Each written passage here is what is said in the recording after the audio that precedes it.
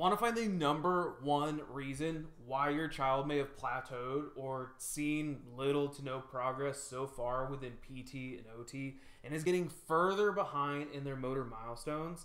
Are they struggling to sit up, to crawl, or walk despite months of traditional therapy? Do they seem to fatigue easily, slouch constantly, and avoid physical activities altogether?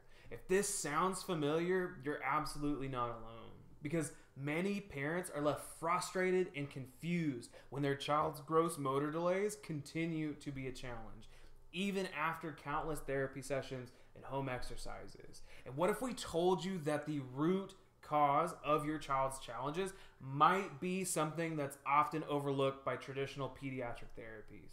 The real root cause of gross motor delays in our kids goes way beyond low tone and a weak core. And we're going to break down exactly what that is within this video.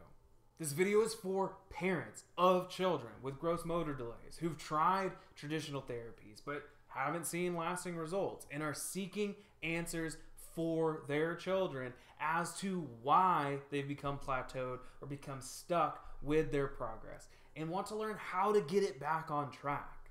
In this video, we're going to dive into the crucial role of our brainstem, our neurospinal system, and how that plays a role in gross motor development, and how something called subluxation, sympathetic dominance, can be the root cause of gross motor challenges, low tone, weak core, and so much more. So gross motor skills involve movements that require the entire body and are essential for daily activities and overall development. And they primarily are involving the large muscles of our body, like the arms and legs and our core. But way too often, a foundational and crazy important set of nerves and muscles are left off of the list when it comes to gross motor skills and development. And those are the muscles and the neurological components of our neck and our neurospinal system.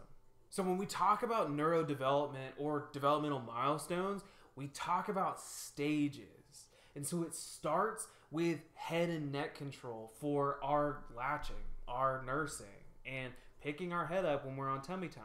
And then it goes to our trunk or our thoracic spine, where our kids are really working, pushing up, withstanding gravity a whole lot better, and learning to roll over. And so from there, children learn to activate and use their core in order to sit up. And then they army crawl and regular crawl, because crawling is essential for brain development, which we're going to talk next, despite what the CDC has to say. And then finally, they learn to furniture cruise and then walk. So when we're talking about our nervous system, specifically the neurospinal system, it plays a crucial role in our gross motor function and is easily the most overlooked aspect of this important conversation.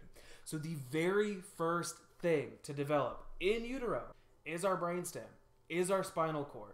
From the first moments of life, the brain and the central and autonomic nervous system will control every single movement of our muscles, of our heart beating, of our lungs breathing, our food digesting, and so forth.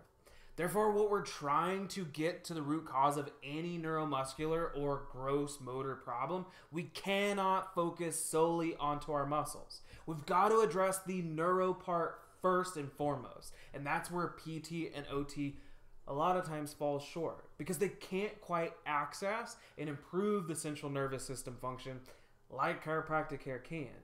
So once stress on our nervous system, or subluxation, neurostructural shifting, and sympathetic dominance, and a lot of times increased tone and tension sets up shop within our neck and the neurospinal system, which honestly most commonly are caused by things like breech positioning and birth interventions like forceps and vacuums or inductions and C-sections. That hyper or high tone stays stuck in those regions until adjusted and cleared out of the way. So this means that the original cause of low tone or a weak core is actually tension and subluxation or stress stuck onto the nervous system within our neck and the neurospinal system, which we can find on our exam, on our analysis, and depending on the age of the kiddo, with the specific testing we do called the surface EMG scans that we run within our office. All right, y'all. So here is the surface EMG, or what it looks like within our office, and the things that we look at when we're talking about gross motor development, low tone, exhausted musculature, big time struggles here from a neuromotor system. So what it's essentially doing is it's measuring neuromotor tone. So where are areas of high tone and low tone exhausted musculature? So what you're seeing here is this red blown out hypertonicity, or too much tone stuck within our brainstem and the neck region within the what's referred to as the EMG amplitude scan. So the other big part that we want to talk about on this asymmetry portion is this counter rotation. Big high tone on the left, big high tone of stress, subluxation on the neuromotor, neurospinal system that almost always 90 to 95% of the time connects to things like birth trauma, like colic, like ear infections, and big cerebellar gross motor balance coordination type issues within these kiddos. The other thing that we want to talk about with this scan, and you're seeing it up top, is this yellow area, primarily on the right-hand side. That's exhausted musculature in this TL junction, or thoracolumbar junction, where our mid-back meets our low back.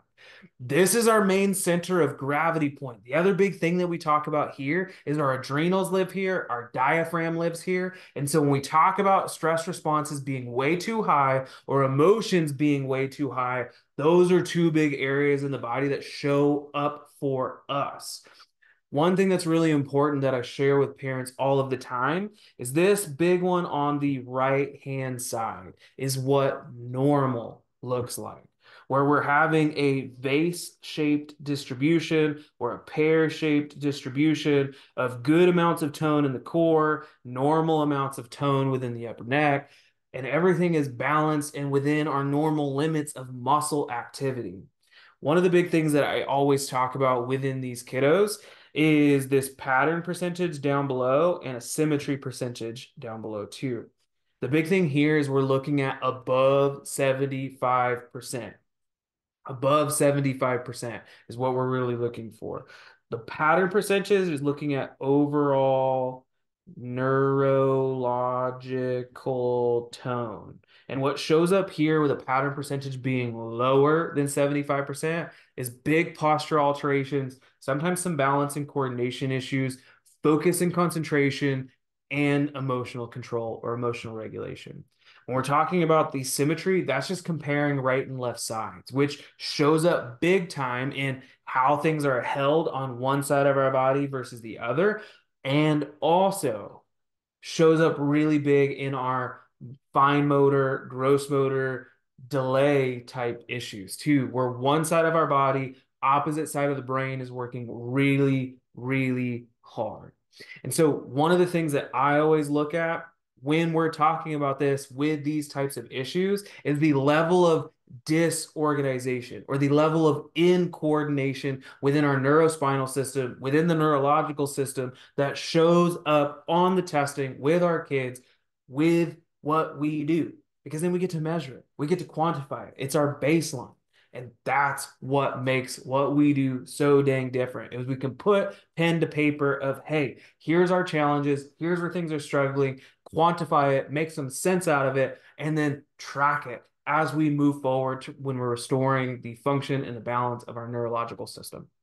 So if your child has been struggling with gross motor delays and you feel like you've tried everything without lasting results, it's time to look deeper and find out if subluxation, excessive sympathetic tone, and things like lasting effects of birth trauma could still be at play.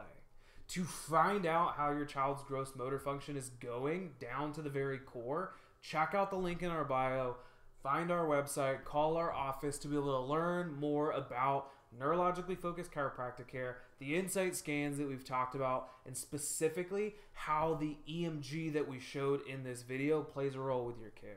Because once we have that testing and those scans done, we can then create a truly customized, fully tailored, adjusting care plan made just for your child. And then finally get them past that plateau or the stuck point back on track with their gross motor development.